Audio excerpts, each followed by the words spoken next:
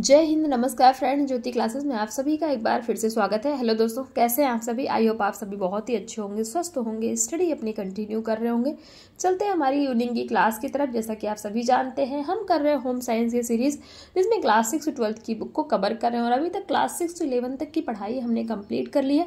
हम आगे क्लास 12 में। आई होप आपने हमारी सारी प्रीवियस क्लासेस देखी होगी। नहीं देखी तो प्लेलिस्ट में जाइए, क्लासेस वाइज प्लेलिस्ट आपको प्रोवाइड कराएगी। उनके माध्यम से आपको जिस भी टॉपिक में जो भी डाउट है, आप अपने हर एक डाउट्स को क्लियर कर सकते हैं, क्योंकि सारे ही टॉपिक हमने बहुत ही डिटेल में पढ़े। डिटेल में पढ़ने का एक ही उद्देश्य है, एक बार आप इस सीरीज को देखिए, अच्छे तरीके से समझिए, ताकि होम साइंस से रिलेटेड कोई भी डाउट आपके माइंड में ना रह जाए। चाहे आप किसी भी क्लास की लर्नर से, किसी कॉम्पिटेटिव एग्जाम की तैयारी कर रहे हैं, या फिर किसी भी फील्ड में होम साइंस से अपना करियर देख रहे हैं, सभी के लिए इस सीरीज काफ़ी हेल्पफुल होने वाली है। तो प्लीज़ चैनल पर फर्स्ट टाइम विजिट किए, चैनल को लाइक शेयर और सब्सक्राइब कर दें। साथ ही साथ बेल आइकन प्रेस करके नोटिफिकेशन ऑन करें, ताकि जब भी वीडियोज़ अपलोड हो आपके पास नोटिफिकेशन पहुँचे और आप इस सीरीज का लाभ प्राप्त कर सकें। साथ ही साथ फ्रेंड्स, इन वीडियोस को ज़्यादा से ज़्यादा अपने दोस्तों के साथ भी शेयर किया करिए, ताकि वो भी हमारे इस सीरीज से लाभान्वित हो सके।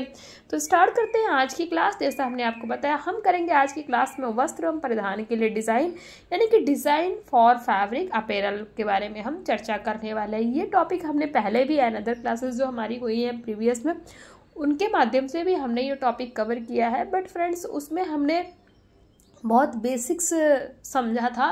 बट इस क्लास में, जैसा कि अभी हम क्लास 12 में आ गए हैं, तो थोड़ा स्टैंडर्ड लेवल पे इसके बारे में हम समझेंगे। और इस पूरे अध्याय में हम कवर क्या करने वाले हैं, एक बार आप ओवरव्यू देख लीजिए। तो पूरे अध्याय में डिज़ाइन का विश्लेषण हम देखेंगे, डिज़ाइन के कारक देखेंगे, जीविका के लिए तैयारी देखेंगे, और अगर डिज़ाइन में आप रुचि रखते हैं तो उसमें कौन सा कार्य क्षेत्र आप देख सकते हैं, कौन से कार्य क्षेत्र, क्या क्या आपके लिए रोजगार के अवसर है, ये सारी चीज़ों पे हम चर्चा करेंगे। तो आज की क्लास में हम डिस्कस करते हैं। बट इसको करने से पहले प्रीवियस क्लास में हमने क्या पढ़ा था, एक बार क्विक रिवीजन कर लेते हैं। फ्रेंड, प्रीवियस क्लास बहुत ही इंपॉर्टेंट थी, क्योंकि हमने उसमें किया था चैप्टर 7 का क्वेश्चन आंसर्स की प्रैक्टिस। जी हाँ, जो हमारा चैप्टर 7 कंप्लीट हुआ था, और उसके क्वेश्चन आंसर्स की प्रैक्टिस की थी। आई होप आपने उस क्लास को देखा होगा। मॉर्निंग में सुबह 9 बजे वो क्लास हुई है। नहीं देखा है तो प्लेलिस्ट में जाइए, इजीली आपको वहाँ से वो क्लास मिल जाएगी, और उस क्लास को आपको देख करके अपने हर एक कॉन्सेप्ट को क्लियर कर सकते हैं, जो भी चैप्टर 7 से रिलेटेड आपके डाउट है। तो ये तो हमारी प्रीवियस क्लास थी। स्टार्ट करते हैं आज की क्लास। देखते हैं, डिजाइन एक लोकप्रिय समकालीन शब्द है। ध्यान दीजिएगा, डिजाइन एक लोकप्रिय समकालीन शब्द है, जिसका विभिन्न परिस्थितियों में भिन्न भिन्न अर्थ हो सकता है। हालांकि फिर भी इसका प्रयोग उच्च फैशन की पोशाकों तथा उनसे संबंधित सजावटों के लिए किया जाता है। इस प्रकार डिजाइन किसी वस्तु या उत्पाद की कल्पना करने, उसके लिए योजना बनाने और कार्यान्वित करने की मानवीय सामर्थ्य है, जो मानव जाति को किसी वैयक्तिक एवं सामूहिक उद्देश्य के निष्पादन में सहायता करती है। डिजाइन का आकर्षक होने के साथ साथ उपयोगी होना भी आवश्यक होता है। डिजाइन व्यक्ति विशेष तथा समय की आवश्यकताओं पर भी निर्भर करता है। उसी डिजाइन को अच्छा माना जाता है जो व्यक्ति की पसंद तथा आर्थिक स्थिति के अनुकूल हो। अब देखते हैं डिजाइन का विश्लेषण। अपनी इच्छा अनुसार किसी वस्तु या उत्पाद की कल्पना को साकार रूप देने के लिए एक निर्धारित योजना के अनुसार जो व्यवस्था की जाती है, उसे ही डिजाइन कहा जाता है। क्या हमने पढ़ा? अपनी इच्छा के अनुसार किसी वस्तु या उत्पाद की कल्पना को साकार रूप देने के लिए, साकार का मीनिंग क्या है? एक प्रत्यक्ष रूप देने के लिए एक निर्धारित योजना के अनुसार जो व्यवस्था की जाती है, उसे ही डिजाइन या खाका कहा जाता है। डिजाइन के दो पहलू होते हैं। पहला है संरचनात्मक डिजाइन, यानी कि स्ट्रक्चर डिजाइन, तो देख लेते हैं। और दूसरा है अनुप्रयुक्त या अलंकृत डिजाइन, यानी कि अप्लाइड डिजाइन। तो एक एक करके इनको डिटेल में पढ़ते हैं। पहला संरचनात्मक डिजाइन, यानी कि स्ट्रक्चरल डिजाइन देखते हैं। तो संरचनात्मक डिजाइन वस्त्र पर की जाने वाली सजावट पर नहीं, बल्कि उस वस्त्र में प्रयोग किए गए रेशों के स्रोत, रेशों और धागों के प्रकार, बुनाई तथा रंगों के मिश्रण पर निर्भर करता है। ध्यान दीजिएगा, हमने क्या पढ़ा? जो हमारी संरचनात्मक डिजाइन है, तो संरचनात्मक डिजाइन हमारे कपड़े यानी कि वस्त्र पर की जाने वाली सजावट पर नहीं की जाती। कहाँ की जाती है? बल्कि उस वस्त्र के प्रयोग किए गए, यानी कि जो वस्त्र है उसमें प्रयोग किए गए रेशों के स्रोत, रेशों और धागों के प्रकार, बुनाई तथा रंगों के मिश्रण पर निर्भर करता है। अन्य शब्दों में परिधान की मूल रूपरेखा को भी संरचनात्मक डिजाइन के नाम से जाना जाता है। कपड़े को बनाते समय विभिन्न धागों तथा बुनाइयों का उपयोग ही क्या है? संरचनात्मक डिजाइन है। यानी कि जो आप कपड़ा बना रहे हैं उसमें आप किस तरह के धागे का प्रयोग कर रहे हैं, किस तरह की जो है बुनाइयाँ कर रहे हैं, तो वही उसी का उपयोग ही आप कह सकते हैं। एक आम भाषा में क्या है? संरचनात्मक डिजाइन आप उसको कह सकते हैं। आई होप संरचनात्मक डिजाइन आपको समझ में आया होगा। और दूसरा है हमारा अनुप्रयुक्त या अलंकृत डिजाइन, यानी कि अप्लाइड डिजाइन। नाम से ही है पता लग रहा है अप्लाइड डिजाइन। अलंकृत डिजाइन मुख्य डिजाइन का ही एक भाग होता है। यह डिजाइन मूल संरचना के ऊपर बनाया जाता है। यह डिजाइन वस्त्र बनाने के बाद बनाया जाता है, जैसे बटन लगाकर, फ्रिल, झालर तथा लेस लगाकर, विभिन्न रंगों के धागों से कढ़ाई तथा विभिन्न प्रकार के वस्त्र को रंग कर। तो ये क्या हो गया? हमारा प्रयुक्त या अलंकृत डिजाइन। दो तरह के डिजाइन हमने देखे। पहला हमने देखा संरचनात्मक डिजाइन। संरचनात्मक डिजाइन से आप समझ सकते हैं कि जो भी हम कपड़े को बनाने के लिए धागों या बुनाइयों का उपयोग करते हैं वही हमारा संरचनात्मक डिजाइन हम उनको कहते हैं। और जब कपड़ा बन जाता है, यानी कि धागों और बुनाइयों को करके जो कपड़ा हम बनाते हैं उन पे की गई जो अलंकृत, यानी कि वो सजावट, आप समझ, अलंकृत का मतलब ही क्या है? सजावट। यानी कि उन कपड़ों को सजाने के लिए जो भी हम झालर, लेस लगाते हैं तो वही हमारा क्या है? अनुप्रयुक्त या अलंकृत डिजाइन, या फिर आप कह सकते हैं अप्लाइड डिजाइन। आई होप आपको ये दो प्रकार के जो हमने पढ़े डिजाइन के दो पहलू ये अच्छी तरीके से समझ में आ गए हो। आगे बढ़ते हैं। डिजाइन के पहलू यानी कि डिजाइन के प्रकार हमने देख लिए। अब डिजाइन के कारक पे नजर डालते हैं। तो डिजाइन के दो मुख्य कारक होते हैं, ध्यान दीजिएगा। डिजाइन के दो मुख्य कारक होते हैं। पहला डिजाइन के तत्व यानी कि एलिमेंट्स ऑफ डिजाइन, दूसरा है डिजाइन के सिद्धांत है। तो दो मुख्य कारक होते कौन सा? पहला डिजाइन के तत्व यानी कि एलिमेंट्स ऑफ डिजाइन, दूसरा डिजाइन के सिद्धांत यानी कि प्रिंसिपल्स ऑफ डिजाइन। अब डिजाइन के तत्व देख लेते हैं। तो डिजाइन के तत्व निम्नलिखित है, ध्यान दीजिएगा। डिजाइन के हमने दो मुख्य कारक देखे। पहला कौन सा कारक है? डिजाइन के तत्व यानी कि एलिमेंट्स ऑफ डिजाइन। दूसरा हमने देखा डिजाइन का सिद्धांत यानी कि प्रिंसिपल्स ऑफ डिजाइन। अब डिजाइन के तत्व देख लेते हैं। तो जो हमने डिजाइन के तत्व देखे इनके तत्व भी निम्नलिखित होते हैं। कौन से? डिजाइन के तत्व में एक होता है रंग, दूसरा बुनावट, तीसरा रेखा और चौथा जो है आकृति या आकार है। तो डिजाइन के तत्व कितने होते हैं? 4। रंग, रेखा, बुनावट, आकृति या आकार। रंग को समझते हैं कि रंग क्या है। किसी भी वस्त्र में रंग का अत्यधिक महत्व होता है। जी हाँ, आप सभी जानते हैं किसी भी वस्त्र में रंग का अत्यधिक महत्व होता है, चाहे वह वस्त्र घरेलू, व्यापारिक अथवा संस्थागत उपयोग के लिए हो। उत्पाद की पहचान का श्रेय अधिकतर रंग को ही दिया जाता है। रंग मौसम, समारोह तथा लोगों की भावनाओं को दर्शाता है। रंग की पसंद संस्कृति, परंपरा, जलवायु, मौसम, अवसर अथवा पूर्णतया वैयक्तिक कारण से प्रभावित होता है। रंग फैशन का एक महत्वपूर्ण भाग है, इसलिए डिजाइनर वस्त्रों के निर्माण के समय रंगों का चयन सावधानी पूर्वक करते हैं। यानी कि जो डिजाइनर होते हैं वस्त्रों को निर्माण के लिए जब वस्त्रों बनाते हैं तो उस समय रंगों का चयन बहुत ही सावधानी पूर्वक करते हैं। क्यों? क्योंकि ऐसे वस्त्र का रंग डिजाइनर सोचते हैं बनाने के लिए कि जो कि सभी को पसंद आ जाए। अब रंग सिद्धांत देख लेते हैं, यानी कि प्रिंसिपल्स ऑफ कलर्स के बारे में जानते हैं। किसी भी सतह से प्रकाश की किरणों का परावर्तन ही वस्त्र के रंगों का अनुभव कराता है। ध्यान दीजिएगा, हम रंग का सिद्धांत पढ़ रहे हैं ना। तो किसी सतह से प्रकाश की किरणों का परावर्तन ही वस्तु के रंग का अनुभव कराता है। प्रकाश की किरण परावर्तन के पश्चात रेटिना पर पड़कर तंत्रिका कोशिकाओं को उत्तेजित करती हैं। तंत्रिका कोशिकाएं द्वारा उत्पन्न संवेदना ही व्यक्ति को रंगों की पहचान कराती है। व्यक्ति द्वारा देखा गया रंग प्रकाश की किरणों की तरंग दैर्घ्यों पर भी निर्भर करता है। ध्यान दीजिएगा, यहाँ पे एक वर्ड आया है तरंग दैर्घ्य। तरंग दैर्घ्य को हम इंग्लिश में क्या कहते हैं? वेवलेंथ। तो ये वेवलेंथ होता क्या है? बहुत से लोग जानते भी होंगे तरंग दैर्घ्यों के बारे में और बहुत से लोग नहीं जानते होंगे, तो आपको पता होना चाहिए तरंग दैर्घ्य क्या है। किसी रंग के दो समान बिंदुओं के बीच की जो दूरी होती है उसी को हम तरंग दैर्घ्य अर्थात वेवलेंथ कहते हैं। तरंग दैर्घ्य क्या है? तो किसी भी तरंग के दो समान बिंदुओं के बीच की दूरी होती है, यानी कि जो उनके बीच का डिस्टेंस होता है उसी को हम क्या कहते हैं, तरंग दैर्घ्य यानी कि वेवलेंथ कहते हैं। तो पृथ्वी को सूर्य का प्रकाश तरंगों के रूप में प्राप्त होता है। जब यह प्रकाश प्रिज्म से अपरिवर्तित होता है तो वह स्पेक्ट्रम का निर्माण करता है। ध्यान दीजिएगा, पृथ्वी के सूर्य का प्रकाश तरंगों के रूप में प्राप्त होता है और जब यह प्रकाश प्रिज्म से अपरिवर्तित होता है तो यह स्पेक्ट्रम का निर्माण करता है। स्पेक्ट्रम सामान्यतः 7 रंगों का समूह है। जी हाँ, स्पेक्ट्रम क्या है, सामान्यतः 7 रंगों का समूह है।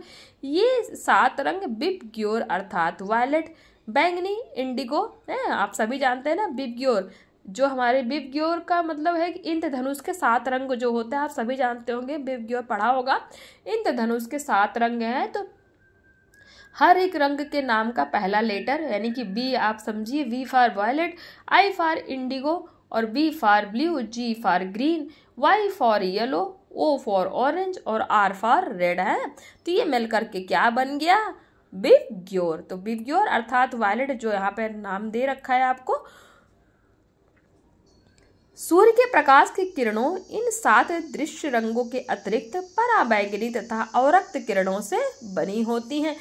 प्राकृतिक सफेद रंग में इंद्रधनुष के सभी रंग समाहित होते हैं। जी हाँ, जो सफेद रंग होता है उसमें इंद्रधनुष के सभी रंग समाहित होते हैं। जब प्राकृतिक सफेद रंग पूर्णतः परावर्तित होकर हमारी आंखों के पास पहुंचता है तो हमें वस्तुएं सफेद दिखाई पड़ती हैं, परंतु जब प्रकाश किरणों का परावर्तन बिल्कुल भी नहीं होता तो वस्तुएं क्या होती हैं, काली दिखाई देती हैं। प्रकाश किरणों के वस्तु पर पड़ने के पश्चात जिस रंग का परावर्तन होता है हमें वही रंग दिखाई देता है।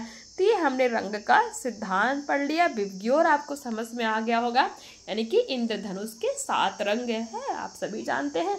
अब देखते हैं रंग के रूप के बारे में, चलते हैं। तो रंगों के 3 रूप होते हैं, ध्यान दीजिएगा। अगर क्वेश्चन बन गया रंग के कितने रूप होते हैं, तो रंग के 3 रूप होते हैं।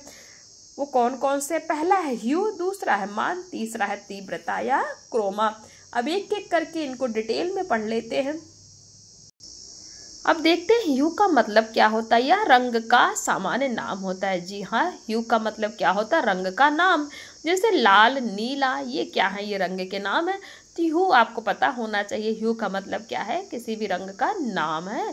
तो डिजाइन की दृष्टि से रंग को समझने के लिए मंसेल रंग चक्र, ध्यान दीजिएगा, कौन सा, मंसेल रंग चक्र का अध्ययन किया जाता है। यह मंसेल रंग चक्र के अनुसार रंग के 3 प्रकार होते हैं। तो डिजाइन की दृष्टि से रंग को अगर आपको समझना है डिजाइन के अनुरूप, तो आपको क्या करना, मंसेल चक्र को समझना है। और मंसेल चक्र के हिसाब से रंग 3 प्रकार के होते हैं। ध्यान दीजिएगा, मंसेल चक्र के अनुसार रंग 3 प्रकार के होते हैं। पहला है प्राइमरी यानी कि प्राथमिक, दूसरा द्वितीयक यानी सेकेंडरी, तीसरा है तृतीयक यानी कि टेरिटरी। तो तीनों को डिटेल में समझने। प्राथमिक यानी कि प्राइमरी, ये मूल रंग होते हैं जो किसी अन्य रंग को मिलाने से नहीं बनाए जा सकते। जैसे लाल, पीला, नीला। लाल तो लाल ही रहेगा, लाल में अगर आप कोई भी रंग मिला दो तो भी लाल लाल ही रहेगा। पीला है, ये पीला अपना स्वयं में ही पीला है, इसमें अगर आप कहो सफ़ेद मिला दो तो ये पीला सफ़ेद हो जाए, तो ऐसा तो है नहीं, ये पीला पीला ही रहेगा। यानी कि जो मूल रंग होते हैं वो किसके अंतर्गत आते हैं, प्राथमिक रंग के अंतर्गत आते हैं। दूसरा द्वितीयक, ये 2 प्राथमिक रंगों के समान मात्रा में मिलाकर बनाए जाने वाले रंग को द्वितीयक रंग कहते हैं। जैसे संतरी, हरा, बैगनी। उदाहरण के लिए पीला प्लस नीला मिला के आप क्या बनाएंगे, हरा। नीला प्लस नीला मिल के क्या बनता है, बैगनी। और तीसरा लाल प्लस नीला मिल के क्या बनता है, नारंगी। तो ये आपको द्वितीयक भी समझ में आ गया होगा। द्वितीयक यानी कि सेकेंडरी रंग कौन से होते हैं, तो वे रंग जो 2 प्राथमिक रंगों को समान मात्रा में मिलाकर बनाए जाते हैं, उन्हीं को हम द्वितीयक रंग कहते हैं। उदाहरण भी आपने देख लिया। तीसरा है तृतीयक यानी कि टेरिटरी, जब 2 रंगों, ध्यान दीजिएगा, जब 2 रंगों, एक प्राथमिक और एक द्वितीयक को समान मात्रा में मिलाया जाता है। आप समझ रहे हैं ना। पहला प्राथमिक और द्वितीयक इनको समान मात्रा में मिल जाता है तो क्या बनता है, तृतीयक रंग बनते हैं। जैसे प्राथमिक क्या हो गया, लाल, लाल तो अपने आप में ही लाल है, इसमें कोई अदर रंग मिलाने की आवश्यकता नहीं। द्वितीयक, द्वितीयक हमने क्या समझा था, दो प्राथमिक रंगों को मिलाकर बनाया गया रंग। जैसे पीला प्लस नीला मिला दिया तो क्या बन गया, हरा बन गया, तो ये हमारा द्वितीयक है। तो द्वितीयक दो प्राथमिक रंगों को मिलाया गया जो रंग होता है वही हमारा द्वितीयक होता है। तो तृतीयक क्या होगा, एक प्राथमिक और एक द्वितीयक को समान मात्रा में मिलाया जाए तो तृतीयक रंग बनते हैं। जैसे लाल प्लस नारंगी, लाल क्या है, प्राथमिक, ध्यान दीजिएगा, लाल क्या है, प्राथमिक रंग है, नारंगी क्या है, द्वितीयक रंग है। द्वितीयक रंग कैसे है, क्योंकि नारंगी को बनाने के लिए लाल और नीला मिलाया जाता है, लाल और नीला का प्रयोग करके ही हम क्या बनाते हैं, नारंगी बनाते हैं। इसलिए नारंगी आपसे पूछ लिया गया कि नारंगी कौन से रंग की श्रेणी में आता है, तो आपको पता होना चाहिए नारंगी क्या है, नारंगी हमारा द्वितीयक रंग की श्रेणी में आता है। फिर है लाल प्लस बैंगनी, बैंगनी भी नीला और लाल मिलाकर बैंगनी बनता है। तो लाल प्राथमिक हो गया, बैंगनी क्या है, द्वितीयक। तो जब लाल और बैंगनी मिला देंगे यानी कि प्राथमिक और द्वितीयक मिलाएंगे तो आपका क्या बन जाएगा, लाल बैंगनी बन जाएगा। आई होप आपको अच्छी समझ में आ गया होगा ये तीनों तरह के रंग, प्राथमिक, द्वितीयक और तृतीयक भी। ये देख लीजिए रंग चक्र है, इनके माध्यम से आप अच्छी तरीके से समझ सकते हैं। अब चलते हैं, देखते हैं मान यानी कि वैल्यू के बारे में पढ़ते हैं। वैल्यू रंग का मान उसके हल्केपन या गहरेपन को बताता है। ध्यान दीजिएगा, मान का मतलब यानी कि वैल्यू का मीनिंग क्या है। हमने 3 रूप पढ़े थे ना रंग के, ह्यू, मान, तीव्रता और क्रोमा। तो अब ह्यू तो हमने जान लिया, अब दूसरा है मान यानी कि वैल्यू क्या होता है। तो रंग का मान उसके हल्केपन या गहरेपन को बताता है। जी हाँ, कौन सा रंग कितना हल्का है, कौन सा रंग कितना गहरा है, ये जो मान होता है ये उसी को बताता है। ध्यान दीजिए, ह्यू का मतलब रंग और मान का मतलब रंग का हल्का और गहरा होना, ये आपको पता होना चाहिए। आभा या रंगत यानी कि टिंट माना जाता है, जिसे आभा या रंगत यानी कि टिंट माना जाता है। सफेद रंग का मान अधिकतम तथा काले रंग का मान क्या होता है, न्यूनतम होता है। सफेद रंग का मान कैसा होता है, अधिकतम होता है तथा काले रंग का मान न्यूनतम होता है। ग्रे पैमाने और मान चार्ट में मान का अनुमान लगाने के लिए 11 ग्रेड यानी कि 0 से लेकर 10 है। काले रंग का मान 0 और सफेद रंग का मान 10 है। ये देख लीजिए, ये आपको दिख रहा ना, ये चार्ट ये वही समझा रहे हैं। काले रंग का मान क्या है, 0 है, देख रहे हैं ना, काले रंग का मान 0 और जो सफेद रंग है उसका मान क्या है, उसका मान है 10। ये आप समझ पा रहे होंगे, ये काला है, काले का मान मीनिंग क्या है, 0, तो पूरा 0 हो गया। और जो सफेद रंग है वो क्या है, वो 10 है। मध्य मान 5 धूसर या ह्यू के लिए होता है, यानी कि जो बीच का जो मान होता है ये ह्यू के लिए यानी कि रंग के नाम के लिए। ह्यू हमने समझा था ना, रंग का नाम, तो ये उसके लिए जो बीच का आपको 5 दिख रहा है ना, ये उसके लिए होता है। जब रंग सफेद की ओर जाता है तो उसे टिंट कहते हैं। ध्यान दीजिएगा, जब रंग सफेद की ओर जाता है तो उसे टिंट कहते हैं, और जब रंग काले की ओर जाता है तो उसे शेड कहते हैं। काले रंग से शेड नहीं होता, तो आप समझिए उसके माध्यम से। तो जब रंग काले की तरफ जाता है तो उसे शेड कहते हैं। ग्रे पैमाना किसी भी रंग के तुल्य माने का अनुमान लगाने में सहायता करता है। ये है ना ग्रे पैमाना जो हम देख रहे हैं। हमने आपको क्या बोला, यहाँ पे देखिए सफेद रंग का मान कितना दिया गया है, 0 से 10, और काले रंग का मान क्या है, 0 है। काला रंग 0 और ये जो 5 आपको धूसर दिख रहा है ये किसको प्रदर्शित करता है, ये प्रदर्शित करता है ह्यू यानी कि रंग के नाम को। आई होप ये आपको पता लग गया होगा, अच्छी तरह समझ में आ गया होगा। फिर भी कोई डाउट है तो आप कमेंट के माध्यम से पूछ सकते हैं और अच्छे से इसको समझाया जाएगा, जैसे कि आप समझ सकते हैं।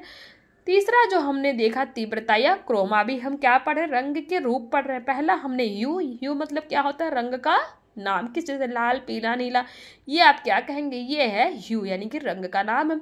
दूसरा हमने क्या देखा, मान का यानी कि वैल्यू का मीनिंग क्या होता है, किसी रंग के मान का उसके हल्केपन या गहरेपन को बताता है। यानी कि जो वैल्यू होती है वो क्या, रंग के हल्केपन या फिर उसके गहरेपन को बताती है। अब तीसरा हम देख रहे हैं तीव्रता या क्रोमा यानी कि इंटेंसिटी। तो रंग की चमक या विशुद्धता को तीव्रता कहते हैं। तीव्रता किसको कहते हैं? रंग की चमक या विशुद्धता को ही तीव्रता कहते हैं। जब किसी रंग में कोई दूसरा रंग विशेषकर उसके रंग चक्र के विपरीत रंग मिलाया जाए तब रंग में क्या आ जाती है? मंदता यानी कि डलनेस आ जाती है। क्वेश्चन बन गया कि रंग में डलनेस यानी कि मंदता कब आ जाती है, तो आपको पता होना चाहिए जब किसी रंग में कोई दूसरा रंग विशेषकर उसके रंग चक्र के विपरीत यानी कि जो रंगों का चक्र हमने पढ़ा ना उसके विपरीत अगर कोई रंग मिलाया जाए तो रंग में मंदता आ जाती है। जैसे लाल प्लस बैंगनी मिलकर क्या बनता है? लाल और बैंगनी, लाल बैंगनी बन जाता है ना। और जब लाल में आप सफ़ेद मिला देंगे तो लाल बैंगनी थोड़ी मिलेगा, यानी लाल बैंगनी के रंग में क्या आ जाएगी? मंदता आ जाएगी। तो इसके माध्यम से आप समझ पाए होंगे। अब नेक्स्ट हमारा टॉपिक है रंगों को पहचानना। हम क्या पढ़ेंगे? रंगों को पहचानना। तो आज की क्लास को यहीं तक करते हैं क्योंकि क्लास काफ़ी बड़ी हो जाएगी फ्रेंड्स, वो हमें करना नहीं है। थोड़ा पढ़िए, चीज़ों को अच्छे से पढ़िए जिससे कि आपको समझ में आए। तो आज की क्लास को यहीं तक करते हैं और मिलते हैं नेक्स्ट क्लास में। और तब तक के लिए जय हिंद, नमस्कार। हंसते रहिए, मुस्कुराते रहिए, एक दूसरे की हेल्प करते रहिए। और हाँ, कोई भी ऐसा वर्ड है, कोई ऐसा सेंटेंस है जो आपको समझ में ना आया हो, किसी भी वर्ड का मीनिंग, तो आप कमेंट के माध्यम से अपनी क्यूरी ले सकते हैं। आपकी हर एक क्यूरी सॉल्व की जाएगी। प्लीज़ अगर क्लास अच्छी लगी हो तो वीडियो को लाइक, शेयर और सब्सक्राइब ज़्यादा से ज़्यादा करें। अपने दोस्तों के साथ भी शेयर करें ताकि वो भी हमारी इस सीरीज़ से लाभान्वित हो सके, इस सीरीज़ का लाभ प्राप्त कर सके। तो मिलते हैं हमारी नेक्स्ट क्लास में। तब तक के लिए जय हिंद, नमस्कार। हंसते रहिए, मुस्कुराते रहिए, एक दूसरे की हेल्प करते रहिए। धन्यवाद।